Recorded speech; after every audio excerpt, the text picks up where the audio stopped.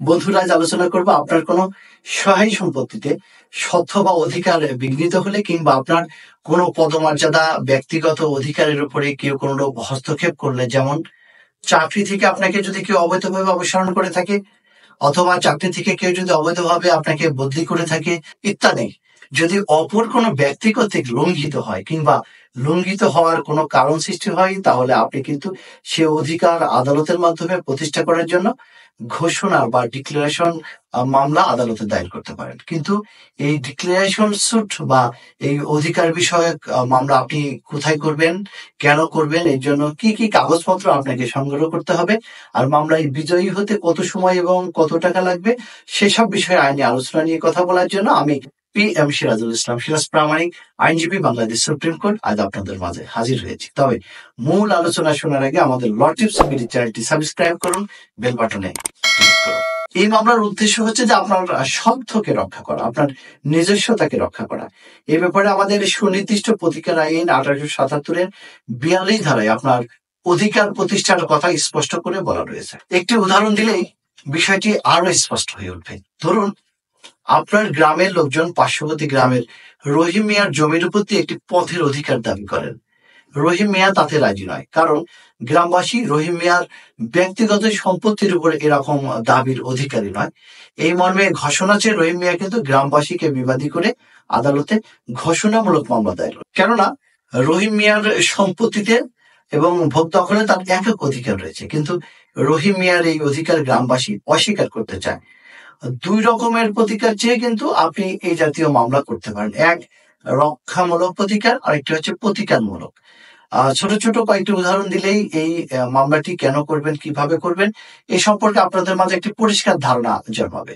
ধরুন, সুমি খাতুনকে SSC পরীক্ষার হল থেকে বেআইনি উপায়ে এক্সপেল করা হয়েছে। এক্ষেত্রে সুমি খাতুন SSC পাশ করেছে মর্মে ঘোষণা চেয়ে কিন্তু সুনির্দিষ্ট প্রতিকার আইনের 42 ধারা অনুসারে মাননীয় আদালতে দেওয়ানি মামলাটি দায়ের করতে পারবে।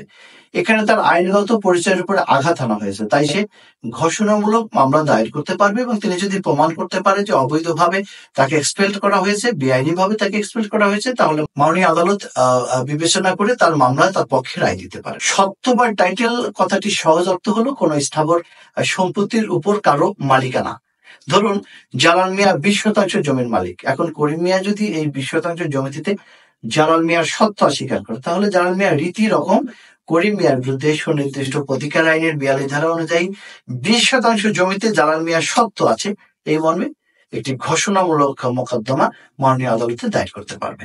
মনে রাখবেন, এই মামলার মূল প্রতিকার ছাড়া অন্যান্য যে সকল প্রতিকার চাওয়া হয় সেটাকে আনুষঙ্গিক প্রতিকার বলা হয়। যেমন সত্য ঘোষণার মামলায় সত্য ঘোষণার সাথে সাথে আপনাকে দখল উদ্ধারের প্রার্থনা করতে হয়। এখানে সত্য আছে এই মর্মে ঘোষণা চাওয়াটাকে মূল প্রতিকার বলা হয়, আর দখল উদ্ধারের প্রার্থনাটা হচ্ছে আনুষঙ্গিক প্রতিকার।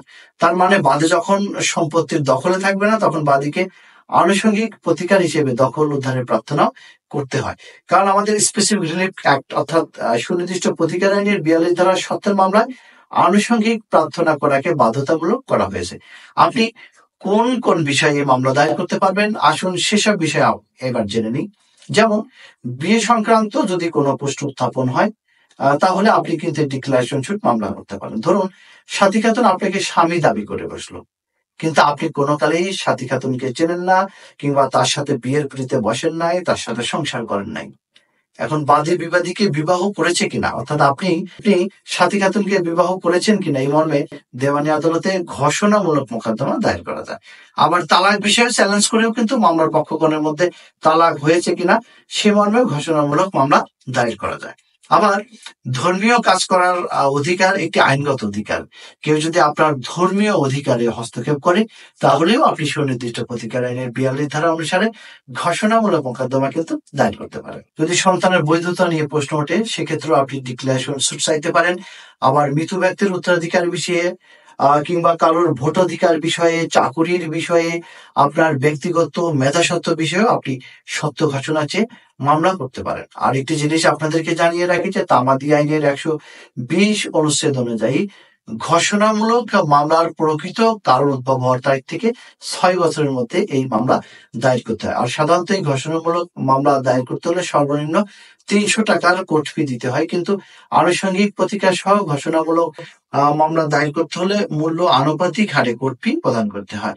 এই বিষয়ে যদি আপনাদের আইনগত আরো কিছু জানার দরকার হয়, বই পুস্তক, উচ্চ আদালতের সিদ্ধান্ত, মামলার ড্রাফটিং কিংবা রিলেটেড যে কোনো কিছুর প্রয়োজন হয়, তাহলে আমাদের সাথে যোগাযোগ করতে পারেন।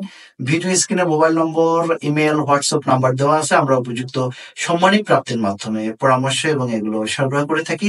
আজ এ পর্যন্তই। সবাই ভালো থাকবেন, সুস্থ থাকবেন। আমাদের চ্যানেলটিতে সাবস্ক্রাইব করতে ভুলবেন না।